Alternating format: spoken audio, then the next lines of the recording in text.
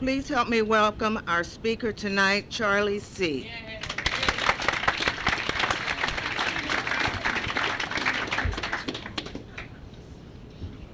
Hi, my name's Charlie. I'm an alcoholic. And I would like to thank Brandy and Lorelei for inviting me to speak at this meeting. It's an honor and a privilege to be asked to participate in AA. If you're new, I'm guessing that it probably hasn't been a great year. I'm glad that you're responding to our membership drive. It's been a very successful one. I'm an alcoholic. I have no other issues. I'm a dork, but that's not an issue anymore. I tried so long to be cool, and I don't wear cool very well. I'm a scaredy cat.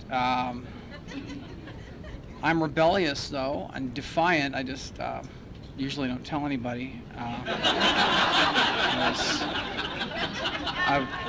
was with my 3.5-year-old son over the weekend. We went to the Long Beach Aquarium because he wanted to go see fish. So where else would you go besides Albertsons? But I brought him there, and we go there to see the fish, and the first thing he sees in the lobby of this massive aquarium with this huge whale hanging from the ceiling, the first thing he sees is the Christmas tree with a little train going around on it. And my son is autistic, and so we went over there and we sat down on the floor, or actually he sat down on the floor. There was a rope and then there was a fence around the train, and it just kept going around and around, and he sat down, he crawled under the rope and sat down behind the fence very respectfully, put his hands down on his side, crossed his legs, and was watching the train. Then he looks at me and he starts patting the floor next to him for me to come sit down, so I sat down next to him, and then he crawls up in my lap and puts his head back on my chest, and we're both sitting there watching the train when the guard came up and said, "You got to get behind the rope," apparently trying to curb the incidents of toy train related deaths that have been sweeping the county. My first instinct was to say, why don't you just go catch a shoplifter or something? Haven't you got something really important to do, like go chase a whale or something? But we scooted back, and I just kept it to myself. I said, okay. But that's how I am, I plot your death, but I won't, but I'll help you across the street while I'm doing it.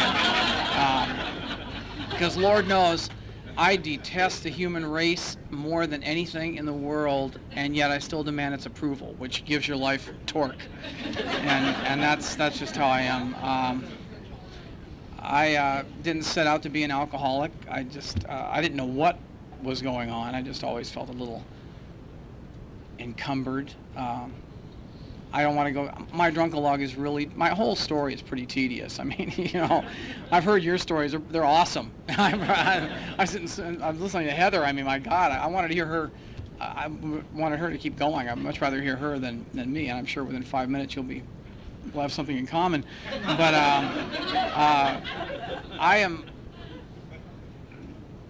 I was reading in the paper, I wander all over it. This has absolutely no continuity at all, but I build to a tremendous climax. But I was reading the paper this morning, which is what I do instead of running laps, as you can tell. But I was looking at the paper, and there was a little article in the paper that said that binge drinking is up in America. And they define binge drinking as drinking something like between 5 and 8 drinks in a 3-hour period, which to me is tapering off. The third day of tapering off. I mean, alcoholics, we just laugh about stuff that baffles science, Oh my God, they're drinking like 8 drinks in an evening, and you're going, yeah, and what's the downside? I mean, that's certainly what we're here for. I'm an alcoholic. I drink. I like alcohol. Alcohol saved my life. It saved my sanity. For a while. It made me feel part of the human race. It made me feel connected. It made me feel human for a change. I just felt completely disconnected from everything when I was growing up. I mean, I don't know why. I never have gone into deep intensive therapy to figure out why, because it really doesn't matter, because it doesn't affect today, really. I just have always felt some kind of disconnect from people. I had a horrifying childhood. Both my parents love me, and that to me is as intimidating as being hated. In fact, when people hate you, as far as I'm concerned, at least you can get some resistance up against it. I don't mind being hated, or feared would be even better. It's never happened, but I'm waiting for the day. The best I could get was intimidating when I was a high school teacher. I could, the power that you wield walking into a class and saying, clear your desk off and take out a single sheet of paper.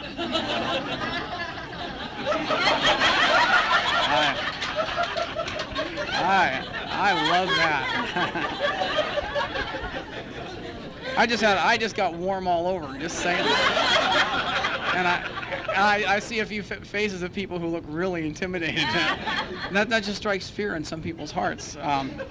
But I had no notoriety except that things came easy to me in school. I had no brothers or sisters.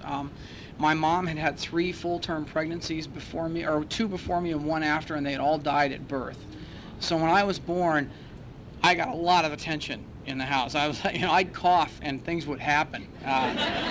There would be all kinds of like a scrub down of a surgical station, and we had non-allergenic. I didn't know what pine smelled like till I got out of the house. I mean, we had non-allergenic Christmas trees and non-allergenic food and non-allergenic everything. I had asthma. I was sick a lot. I missed a lot of school, but it didn't seem to affect me because I would go to school and I get the test and I do well on tests, which really is a terrific. You draw a lot of attraction from women for that skill,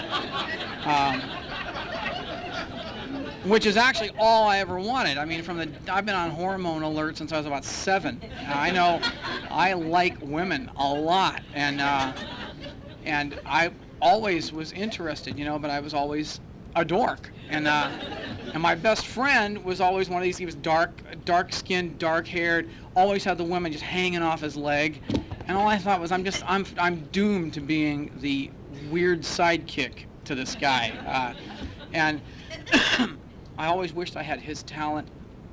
He was an artist, and he could draw beautifully, and I wished I had his style. And I was just always comparing myself with other people and wishing that I could be like them, and then I'd be happy. Or have what they have, and then I'll be happy. Or not have the parents I have, and then I'd be happy. But I could never be happy in the moment I was in, whatever that was. Now,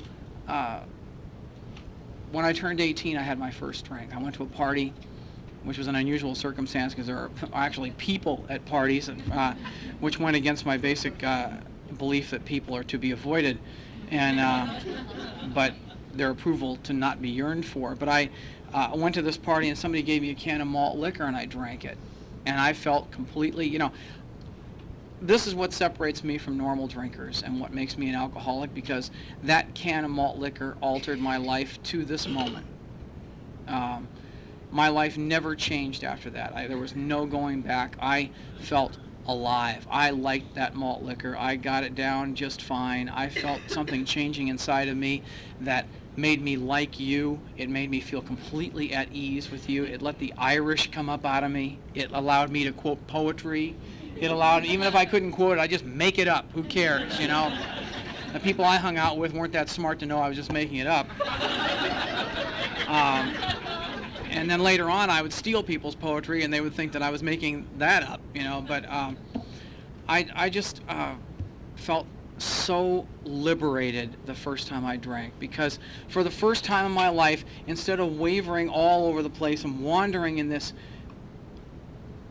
albumin, this thin, this thing that seems to be around me that keeps me from ever being able to just get out there and feel something really. I just always feel like I'm holding everything back and holding everything in and trying to tuck it away for whatever reason and not show what's going on with me. And, I felt connected, like it had just evaporated. And I was there, I was right there. And that's the only place I ever wanted to go when I drank, was to get right there. And I think from every alcoholic I've ever met, we're all trying to get there. From whatever place we are in the universe, we all converge there. And your there may be different from my there, but we're all going there, you know? And that's what alcohol does for me. It just makes me feel, oh, man, you know, oh, this is great. Later that evening, I was, you know, it takes a few cans of malt liquor to pay the rent for there, and I wound up getting sick and blacked out and was running. I came out of the blackout running alongside of my best friend's car, hanging onto the door handle and puking all over myself and laughing my ass off, you know, because I was there, you know what I mean? It's like I am never going back the way I was before I came to this party. It wasn't a conscious thought either. All this stuff was just the only perspective I have on that night is based on being sober in Alcoholics Anonymous for 21 and a half years, going to meetings on a regular basis, working with others, doing the steps, and listening to your stories is the only insight I have on my own story. I didn't feel that while it was happening, certainly. But something happened because I wanted to feel that way again, and I wanted to feel that way again soon. And I drank with my friends. We were all draft age at the time. It was the Tet Offensive had come around, and I avoided. I was able-bodied. I was 1A military ready, and even though I had asthma and tried to get a doctor's note and stuff to get out of the service, I went down for my draft physical, and they stamped me 1A. And the only reason I didn't go to Southeast Asia was because I got a good lottery number. And my friends, my neighborhood, the military just sucked my neighborhood dry. And I was one of the few guys that got left behind, really, that stayed behind, not left. I don't want to make it sound like I was sitting there at the bus stop weeping because I didn't get to go. I was relieved, but I just had no perspective on that either. And I wanted to do something really great with my life. You know, I wanted to be a writer. I wanted to do something meaningful. I didn't want to do some dreary-ass job. You know, there's a reason they call them jobs, because they have that sound to them, you know.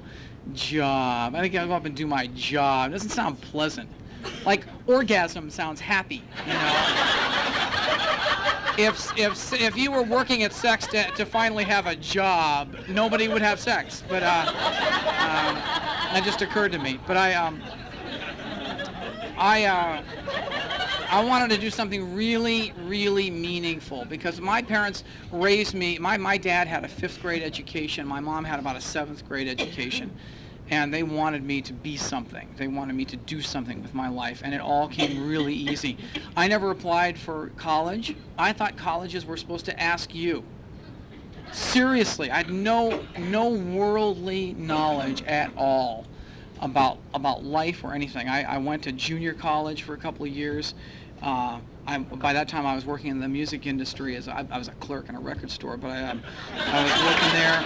I knew the names of every band member, every bass player from every band that existed from about 1963 to about 1972.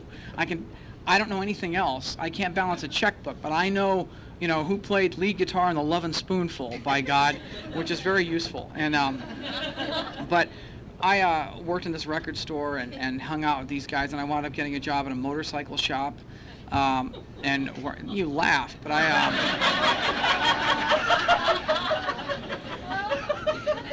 nothing I like better than kicking a little ass after my shift. I was, again, you know, I worked at a place called AEE Choppers. If you bought anything from there, I sent it to you. And I was on the receiving dock. We made, it was during the Easy Rider craze. We made Springer front ends for motorcycles and the big great seats and the really customized parts, the high gooseneck handlebars, all that stuff. And I hung out with these bikers and I drank with them, and they had a welcome wagon that went around that shop all the time in the afternoon. Every afternoon about 3 o'clock, this guy named Gary, who was a welder, would pull up with this wagon, this shopping cart he was a parts puller too, and he had all the parts in there and wadded up newspapers, and he also had about 4 bottles in there, and you just say what you want. And I always had 10 high in the afternoon. I had about 3 shots of 10 high, and that made the afternoon move by really quickly so I could segue into the evening. And I love bourbon. There's nothing better than a good phlegm cutter. You know, when you haven't had a drink all day and you get a good shot of bourbon down, and you just kind of just really get, and then you just, damn, you know, I'm there. And these guys were these were real bikers. These weren't lawyers with a lot of money buying a Harley on the weekend. These guys were, you know, pee on each other for kicks bikers. And the odd thing was that I fit in perfectly with these guys. And I was just a dork. I was 6'2", 129 pounds at the time, of percolating testosterone and just a big load of hair. And I was moving, man. I was having a great time.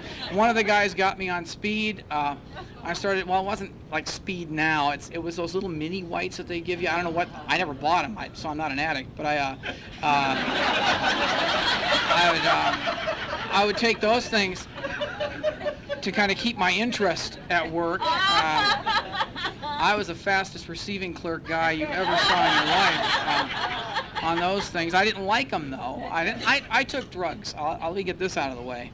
I took drugs. I took speed until the sensation of my eyes trying to beat me into the next room wore me out. I smoked some marijuana, you know, for a while. I got really bored with the sensation of sitting around till 3 in the morning listening to the same Steely Dan riff, and then going in the kitchen and eating ketchup packets, because it was, you know, it's vegetables. I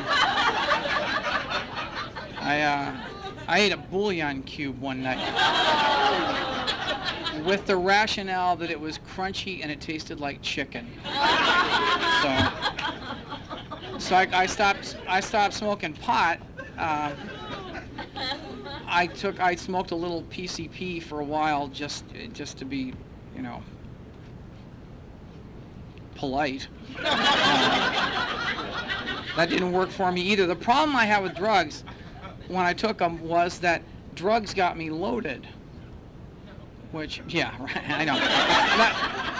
I'm trying to make a distinction here, if you just don't mind.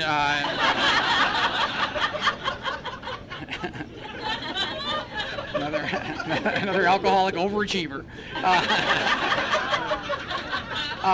No, they got me loaded, but I wanted to be there.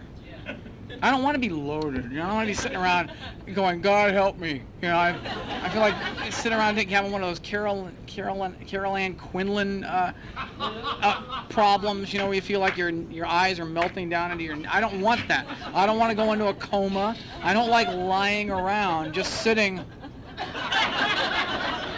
like that. I'm an alcoholic. I got to be doing something. I got to be living. I want to get out there and live, you know. I want to be grabbing the grapes of life and crushing them against the roof of my mouth and sucking that juice down and, you know, get out there and live life so fast that it just burns the top 3 layers of my skin off and just leaves the raw nerve endings twitching on the top, and live it and love it and grab it and hump it and taste it and feel it and zoom out there and write it all down for your benefit and amuse you and make you cry and laugh at the same time and just take off like a comet and explode at the peak of my powers and shower the world in stars. That's all I want to do.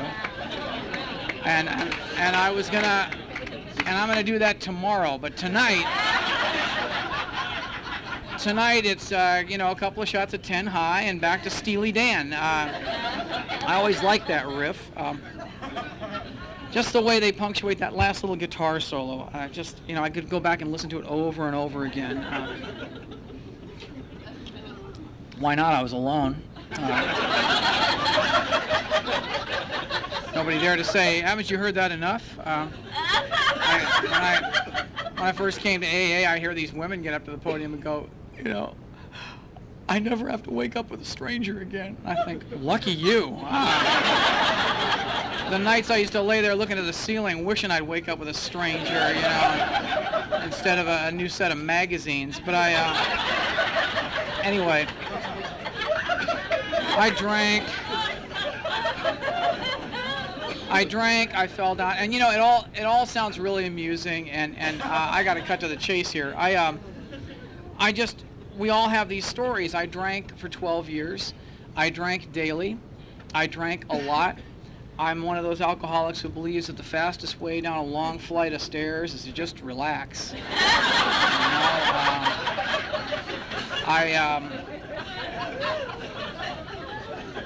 I love alcohol. I love the sensation of alcohol. I like bars. I like the darkness of bars. I like the solitude of bars.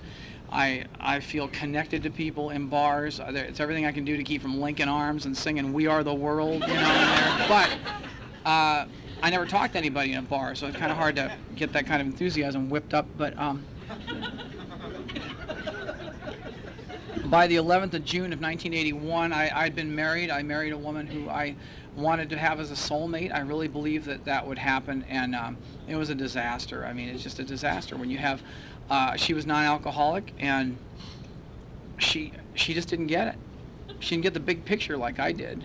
I was trying to get her to support me. I was trying to, you know, because I wasn't. By this time, I'd gotten into publishing. I was gonna, as a writer, I was going to work my way in. I was a receiving doc at the Santa Monica College bookstore. I was the head receiving clerk there, and just until I got my chops, you know, and I was there for 12 years, and but I was working there. I was miserable. I was in agony, and alcohol. I mean, we all have our different levels of agony in AA. We all have our different levels of the sorrow that we carry around with us, because beneath the laughter, I mean, I had a friend who said that laughter is the one thing that lets us feel like we're not so much alone in the world.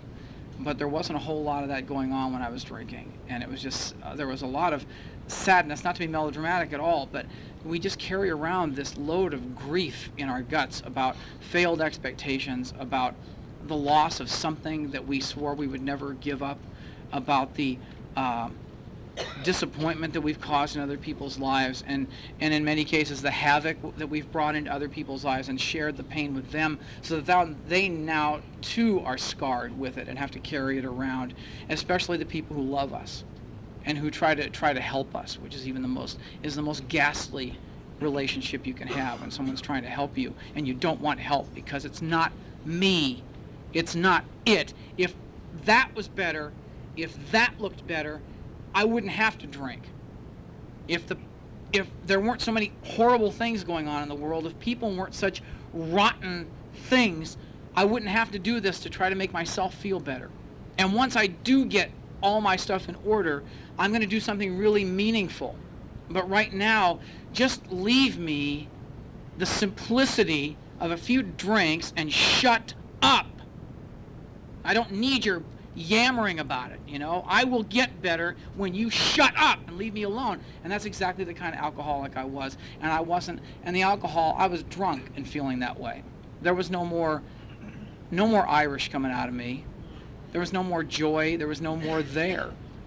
There, you know, I'd get there for maybe 2 minutes. I'd pass the there off ramp, you know. You're going, oh shit, that was there, but well, I'm gonna keep drinking now, you know. And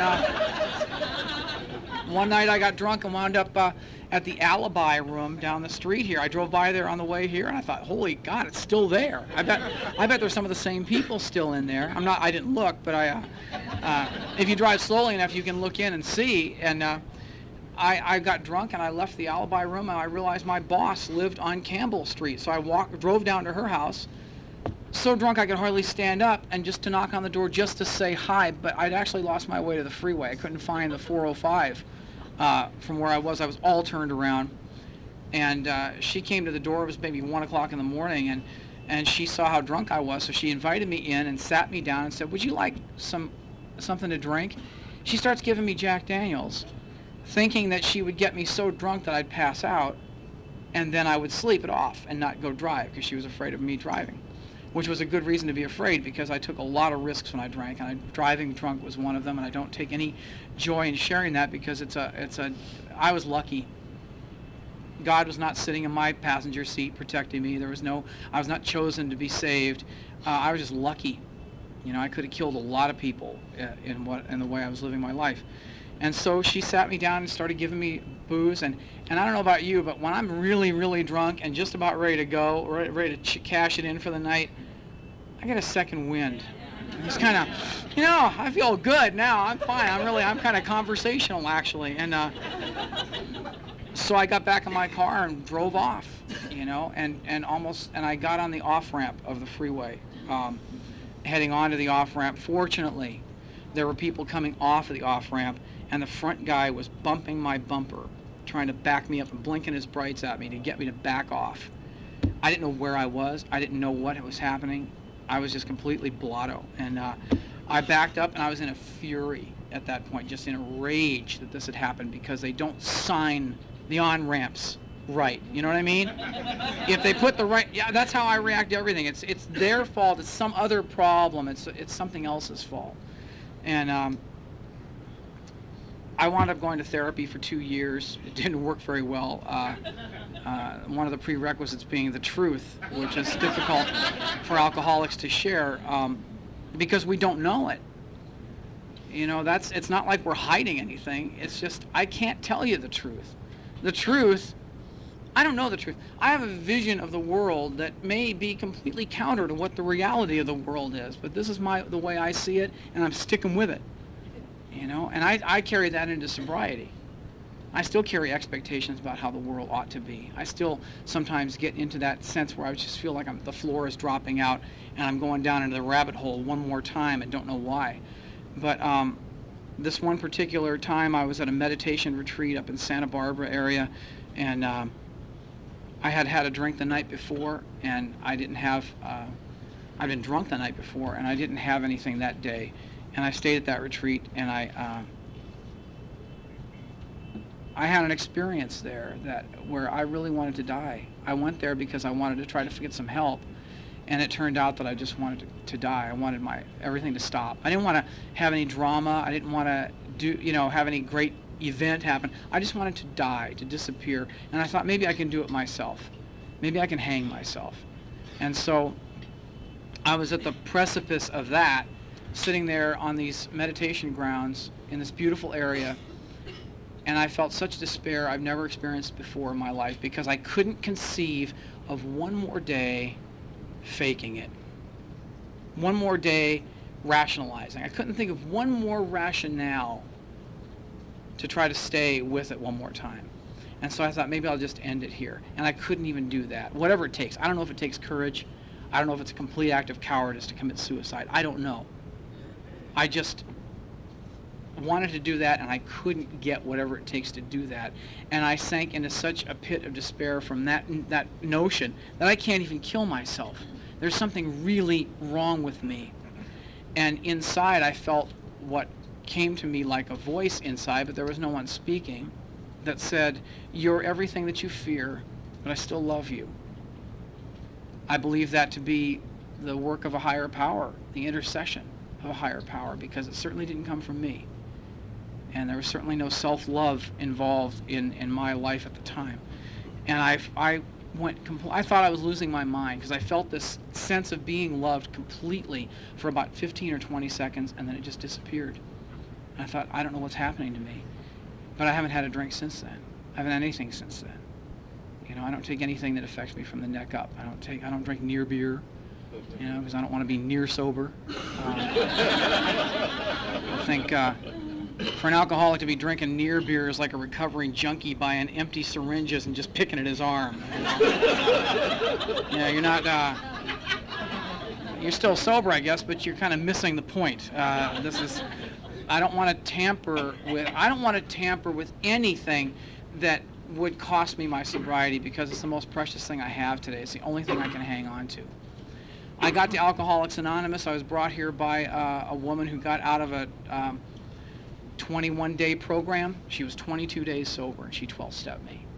If you are 22 days sober, or 30 days sober, or a month sober, or 5 days sober, and you think that you don't have enough to share with another alcoholic, I will tell you that you are wrong. Completely wrong. And if you don't share what you have with another alcoholic, chances are you won't stay here yourself. And that woman with 22 days made sobriety look better than the way I was living. And by that time I hadn't had a drink in 4 days, and I came to an AA meeting. I got a sponsor at about 60 days because I didn't want to surrender. I just could not surrender. I was like, Heather, I can't I've got a degree in journalism. That was my, it doesn't matter at all, but that's what I carried around with me, I read your big book. People would come up and go, do you have a big book? And I thought, I was the prince of eye rolling. I said, no, I don't. Just how big a book are we talking about? I work in a bookstore. We got a lot of big books there. I didn't say that. I just said no. And the first meeting I went to, this woman dragged me up to the literature chairperson and said, this is Charlie. He doesn't have a book. And the woman said, here's a book. And I took it, and I looked at it, and I said, how much is this? And she said, it's $5. Well, now I know how much books cost. $5 is cheap for a hardbound book. But I was a little embarrassed that night because I only had $2. And she said, that's not a problem. Just take the book. Give me the $2. Take the book. Pay me when you get a chance. If you can't pay it back, don't worry about it. So I got the big book. I got a meeting directory, and I walked away from that table, and I felt horrible. Because I owed the IRS, I owed Citibank, I owed Broadway department store, I owed just about everybody. I owed my employer money. I'd written him some bad checks. Now I owe Alcoholics Anonymous $3. Where does it end?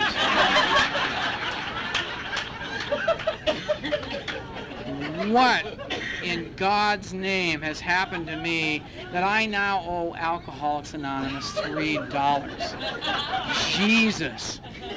I came back the following week because Debbie was going to take a 30-day chip, which really perked me up. I just thought, oh, this is so dreary. God. And she when I went back, the first thing I did was I made sure I had money in my pocket. I went up to that lady that gave me the big book, and I gave her the $3. I owe you money, here. And she said, oh, great, thanks. And I walked away from that table, and I felt better for some weird reason. And I didn't even know at the time why. The reason was I had taken an action. However insignificant it might seem to the untrained eye, any action you take in sobriety is a good action if it's toward keeping your sense of connection to other people. I got commitments at meetings. I got a sponsor. I didn't want to. I got a sponsor to shut you up. I didn't want to hear about it one more time. Do you have a sponsor yet? Have you done the steps yet? Are you working the steps? Are you working the steps? Maybe you don't understand. I have a degree in journalism and a minor in English. I'm not terribly impressed with your big book. I mean, I've parsed sonnets by John Donne, Dryden, Spencer, Milton. I'm not terribly impressed with Gee Ma, Ain't It Grand, The Wind Stopped Blowing. I'm not completely taken aback by the jaywalker analogy.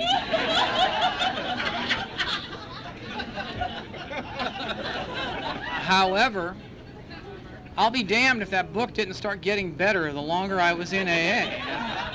It started to have more relevance, because what Alcoholics Anonymous gives me is not a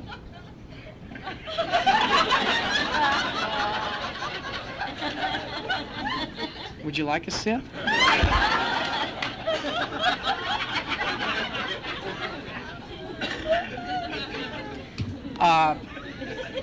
It gives me more than a big book. It gives me a blueprint for life, but it also gives me a fellowship of people who are, who are living the life. Living the life, not chatting about it. Alcoholics Anonymous is not a matter of how well you can talk about it from a podium. AA speakers are a dime a dozen. That's not to diminish the power of a good AA talk, but AA speakers are about as important to AA as, the penicillin monitor in a syphilis ward. Really. it doesn't mean any more. The important person in an AA meeting is definitely the coffee person.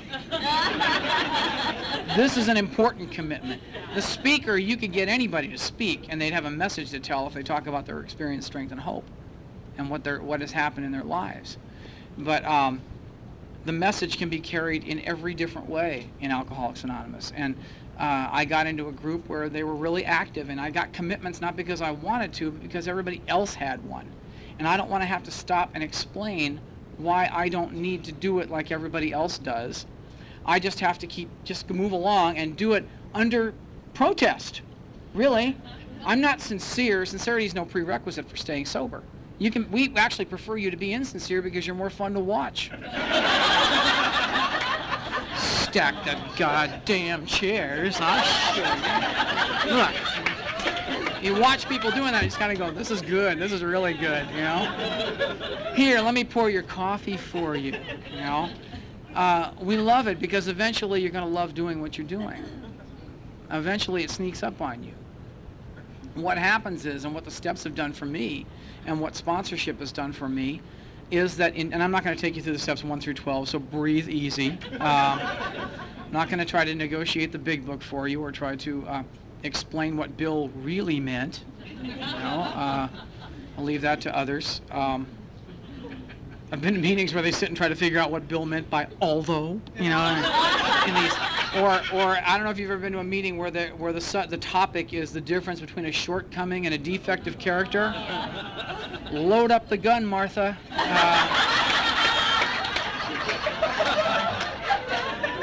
That's not my experience. I mean, I can't even quote the big book for you really, because I have lost my short-term. I've lost my memory in drinking. I lost something. We all lose something. My joy was poetry. I loved poetry. I loved reading it. I loved theater. I loved reciting it. I loved it because it made me feel good inside. And I taught English sober for 7 years, English literature, and I can't quote you anything. I just don't have that power anymore. I don't know why. It's just gone. It's not that I have any kind of malady. I just think I lost that part of my memory. I drank a lot. I lived a hard life, and it wasn't a dramatic thing. I just don't have that anymore. I can't do that. And I can't quote the big book, and I would love to, because there are some beautiful passages in there. They're beautiful in their startling simplicity, that there is nothing metaphysical about the big book. You can't kind of throw chicken bones and feathers on it and do the woogie boogie boogie and try to, you know, start channeling Bill and Bob. Bill and Bob were not saints. I hate to break anybody's bubble, but Bill was a failed stockbroker. Bob was a failed proctologist. Almost sounds like a movie trailer, you know. But, truthfully, if you want to celebrate anybody as a saint in AA, it should be that last guy that Bob worked on before he stopped drinking. I mean, that last morning. And,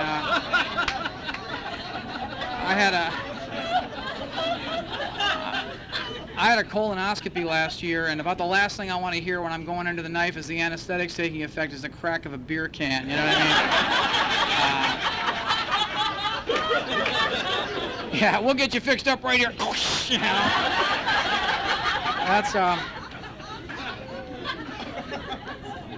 But I'll tell you something that's really important to remember about Bill and Dr. Bob, and that is that through the uncertainty of their own diseases and the uncertainty of the way to stay sober, and this walking as the first people in the dark hallway trying to light the way and not knowing what was ahead of them, what happened was that through each other, working with each other and working with others, that they were able to clear away enough of their own wreckage to allow the God that lives inside of each of us to emerge and guide their actions to better living. That God, to me, and this is just my take on a higher power, does not live up there. There is no up there. There is no God floating around in the ethos, you know, or whatever you call it, just waiting for something, waiting to descend. God abides within me. I heard a guy named Covey speak a few years ago, and Covey talked about praying inside, praying to your inside. Not that I'm God. Let there be no mistake about that. But I pray to the God that created me and gave me whatever it is that I am to try to help me put aside my own selfishness and my self-interest enough so that he can make his presence known and guide me in his will, whatever that is. God doesn't protect me from the foibles of life. He doesn't protect me from illness. He doesn't protect me from sadness. He doesn't protect me from anything, really. What he does protect me from is, he doesn't actually protect me from anything. What he allows me to do is to see him in you, because I can't find him in myself at all. I didn't want to come here tonight. I usually don't have a bad time around the holidays, and I'm a sentimental fool. I try to play edgy, which is a bunch of crap. If you're an alcoholic, you've got to nuke it center, drop the act. All of our toughness and our coolness and our hipness and our flash and our anger and our roughness and tough macho crap is based on fear. And I married a woman 5 years ago that I adored and believed that I wanted to be her soulmate. And we had 2 beautiful children. My daughter's birthday was yesterday. She was 2. I was the oldest father in the Lamaze class, being helped to my feet after the breathing exercises by the younger fathers. But I got these 2 beautiful children, and my wife informed me that she wanted a divorce. And I don't want to energize this discussion and the situation because my wife is an alcoholic. She's in Alcoholics Anonymous. She's 7 years sober, and she has her own life. And I don't want to energize this in a negative way because she may need you too. And I don't want to color, soil the atmosphere for her to find help with anyone in this room. But it's an unfortunate circumstance, and it breaks my heart. And I haven't lived in my house since last September, early September. And today was just one of those days. I've been living off the generosity of others because I can't afford to support 2 households. And AA members and friends have allowed me to live in their homes, have offered me a guest house. I live in a co-worker's house. She's not sober. She's not in AA. She's just a good person. And she's allowed me to live in her guest room while I've been looking for more permanent housing. And today I went and found an apartment finally and put in an application today. And I got home, and it just really chewed me up because it's sort of like an admission of defeat. It's the unreal notion that I would ever be able to go back to that house and live there with my wife and children as a family is over. It's done. It's irretrievable. And I have to face forward and move on, and I have lots of people helping me. And there are a lot of good dads in AA who came in here, just really bad dads. There are a lot of good moms in AA who came in here as abusive, angry mothers, and they got sober and got better, and so did their children, And so I lean into these people, and they're kind because they don't grab me and try to direct me. It's this loving kind of movement that people have, that their spirits take when it brushes up against my own, and kind of gives me that little half a degree turn in the right direction. I have a sponsor who is not afraid to risk being my friend. When it comes down to friendship or sponsorship, I've had the same sponsor for 21 years. Bill will always take sponsor over friend to tell me the truth, and I've been lucky there. And so I was on the September 11th anniversary, whatever you want to call it, when they had that huge attention to what happened on September 11th of 2001. Some guy I was watching, I don't watch TV that much, but I happened to have it on and watch this guy talking who had been headed for Logan Airport. He was at a business meeting in Boston, and he had to catch the 7 o'clock flight that morning, and he could not get to the plane, and he missed his flight, and he was furious, and he was having a bad day until he heard what happened to the plane.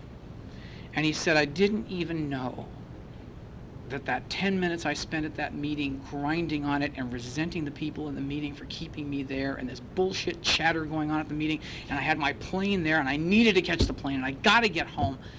And he said, I didn't realize that was the most important 10 minutes of my life right then. I didn't even know it. the grief that we go through, and I presume there are a lot of people in here who are going through some pain, going through some kinds of suffering. Take some heart. This could be the most important 10 minutes that you go through in your life if you stay with what is happening in here. I have to stay sober. I want my children to have a father. You know, I want there to be goodness in my life. I don't have time to goof around anymore. You know, in the last few years, I've gotten a good career. I've written like 200 children's books in the last 8 years, and written a couple of regular books. And you know, don't ask me about them. I won't even tell you what they are. They're probably better anonymous. But I don't tell you that to dazzle you either. I want to tell you that it's a long way from the receiving dock at Santa Monica College Bookstore to being an editor in a children's publishing company and writing children's books, and being a father, and being a responsible father, and being an AA member, and loving people that I would never have been able to meet under any other circumstances. I'll tell you a story and I'll sit down because I'm running over and I apologize, but it is New Year's. About 10 years ago, I was with a girlfriend and we went to Vail. She wanted to take me skiing with her family, so we went to Vail, which is certainly a good place to start. I'd never skied in my life. I'm completely uncoordinated. Athletics are ahead of me, and we go there and she gets me into classes to learn how to ski, which I'm always suspicious of a class where the first thing they teach you is how to get up after a fall.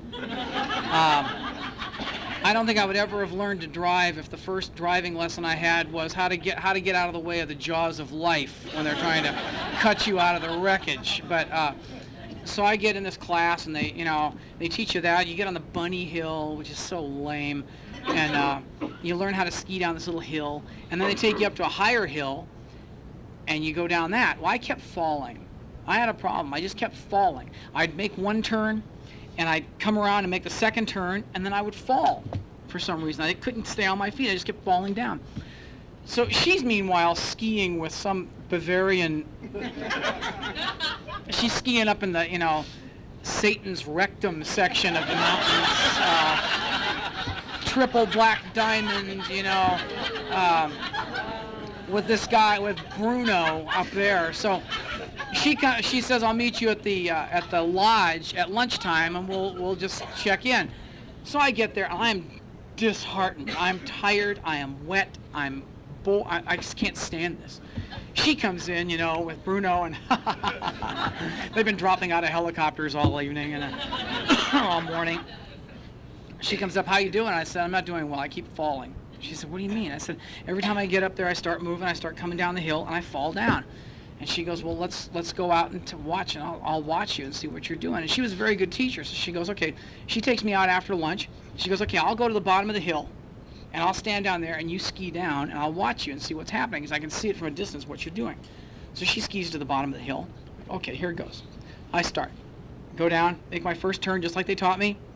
Come around, skis are still parallel. Make my second turn, come around, and fall. She goes, so I get up again. After 20 minutes, I get back on my feet, and I start going down the hill again. Make my first turn, come around, parallel, perfect, come around again, and fall down again. Now, by the third time, I'm in a rage. She's going like this, like.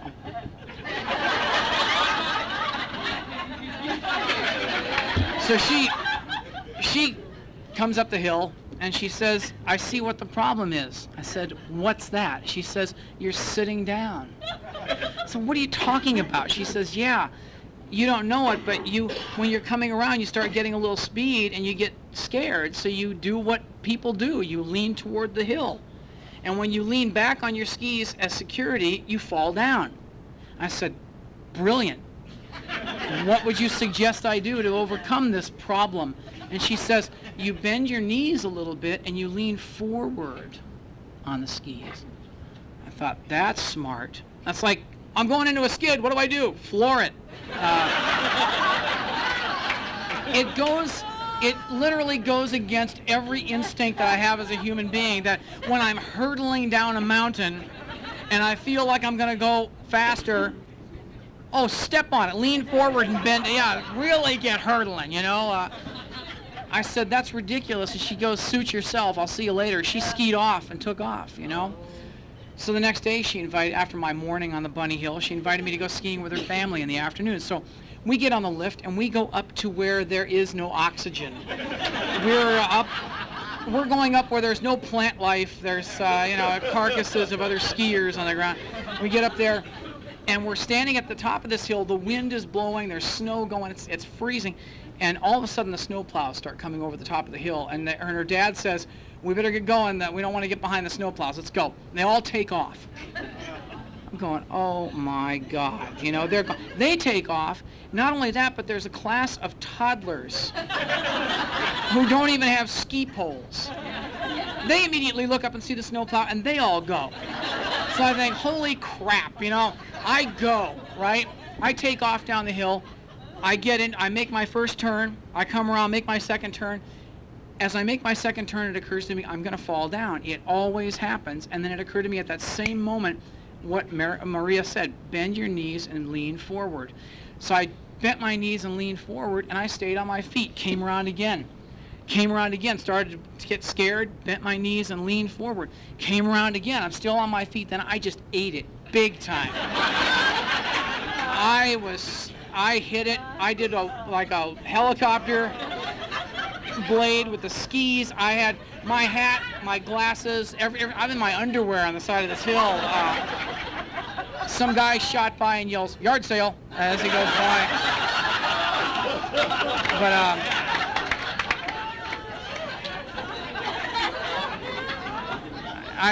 I'm sitting there and I got snow in my eyes, in my mouth. I'm sputtering. And I find my glasses, you know, I put them on, and here comes Maria charging up the hill. She took her skis off, and she's running up the hill. And she gets up to me, and she goes, "You fell! You really fell! I'm down there with my dad," and we both looked up and said, "Ooh, man, he fell." And I said, "So what does that mean?" She goes, "You were leaning forward, weren't you? You were facing down the hill." And I said, "Yeah, I was." She goes, "That's great. Now you're going to make it." You know, and I'm sure if you're new here tonight, you probably find that a very wonderful, encouraging story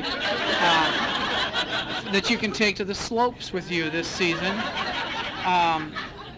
What it means, though, is this.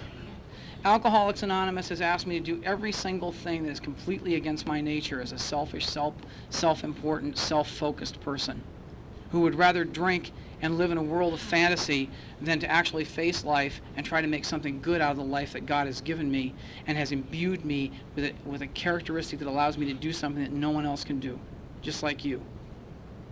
There's something inside of every one of us in this room that we are here on this earth to do. And it's scary. There's no doubt about it. And it's terrifying. We almost can't even get through it. But you got to bend your knees and lean forward, and you'll find your way. Even though it goes against all the instincts that say, get away from this, run from these people, do not let them help you because it's too hard, it's too painful. And you know what? You're probably right. It is too hard and it is too painful. And that's why not all alcoholics stay sober. This disease kills people like you and me, except for the ones who can take a deep breath, grab onto somebody else's hand and say, please help me to do this. And I guarantee that if you do that, you'll stay on your feet and you keep moving down the hill. Again, I want to thank Brandy and thank Lorelei.